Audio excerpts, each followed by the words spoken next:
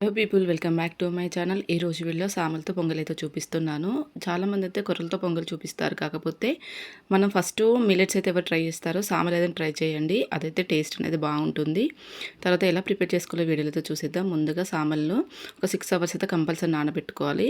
మనము పొంగల్ చేసుకునే ఒక హాఫ్ అన్ అవర్ ముందు పెసరపప్పు నానబెట్టుకోవాలి. అయితే చూసుకుంటే ఫస్ట్ గ్లాసున్నర సామలకు క్లీన్ చేసుకున్న తర్వాత 5 గ్లాసుల వాటర్ పోసుకోవాలి.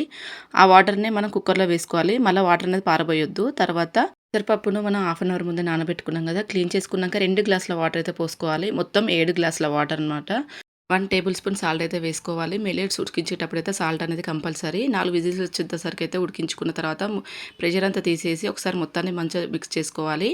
మనకు వీడియోలో చూపించిన కన్సిస్టెన్సీ అయితే ఉండాలి. లూజ్‌గా ఉండాలి. ఒకవేళ మీకు గట్టిగా ఉంటే హాఫ్ గ్లాస్ వాటర్ పోసుకొని ఒక 1 మినిట్ అయితే ఉడికించుకొని పక్కన ఉంచుకోవాలి. తర్వాత స్టవ్ పైన ఒక గిన్నె పెట్టుకొని ఇక్కడ నెయ్యి అనేది వేసుకోవాలి. నెయ్యి ఎంత ఎక్కువగా ఉంటే టేస్ట్, ఫ్లేవర్ అనేది పొంగల్‌కి అంత బాగుంటుంది.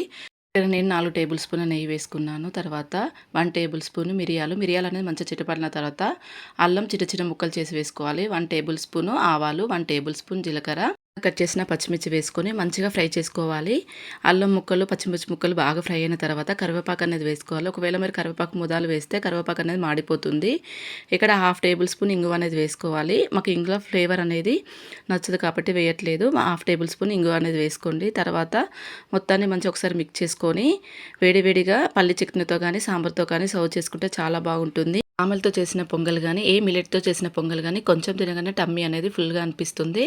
సో డైట్ చేసే వాళ్ళైతే ఇలాంటి పొంగల్ తీసుకోండి. బ్రేక్ఫాస్ట్ కానీ, లంచ్కి కానీ, డిన్నర్ కానీ. వైట్ రైసే కాకుండా అప్పుడప్పుడు ఇలా డిఫరెంట్గా ట్రై చేశారనుకుంటే కొత్తగా ఉంటుంది, అలా టేస్టీగా ఉంటుంది. మీకు కనుక నచ్చితే సబ్స్క్రైబ్ చేయండి, లైక్ చేయండి. Thank you for watching.